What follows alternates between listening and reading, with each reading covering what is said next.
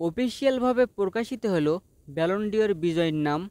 Finally আমরা Ballon ডি'র বিজয়ীর নামটা জানতে পারলাম এবং যেটা আমরা অনুমান করেছিলাম এখানে কিছুটা ব্যাঘাত ঘটেছে। কারণ আমরা অনুমান করেছিলাম হয়তোবা রাফিনা থাকবে দ্বিতীয় স্থানে, কিন্তু সেটা কিন্তু হয়নি। রাফিনা একেবারে 5 নম্বরে। আমাদের অনুমানের কিছুটা ব্যাঘাত ঘটেছে। প্রথমের দিকে আমরা অনুমান করেছিলাম রাফিনা হয়তোবা প্রথম স্থানে থাকবে, না হয় দ্বিতীয় স্থানে।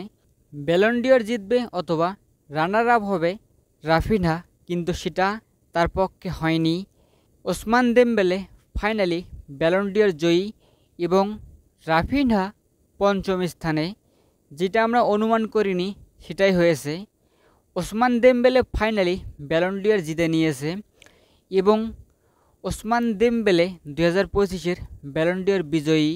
ওসমান দেমবেলে 1 নম্বর স্থানে এবং তিনি অফিসিয়ালভাবে ব্যালন ডি'র জিতলেন। আমরা যদি ব্যালন ডি'র র্যাঙ্কিংটা দেখে আসি তাহলে সেখানে আপনারা 1 নম্বরে ওসমান দেমবেলে, 2 নম্বরে নামিল এমাল, 3 নম্বরে ভিতিনহা, 4 নম্বরে মোহাম্মদ সালাহ এবং 5 নম্বরে রাফিনহা।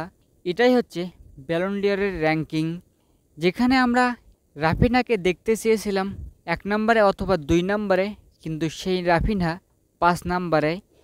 ওসমান দেমবেলে লামিল এমালকে পরাজিত করে ব্যালন ডি'রটা জয়ী হলেন।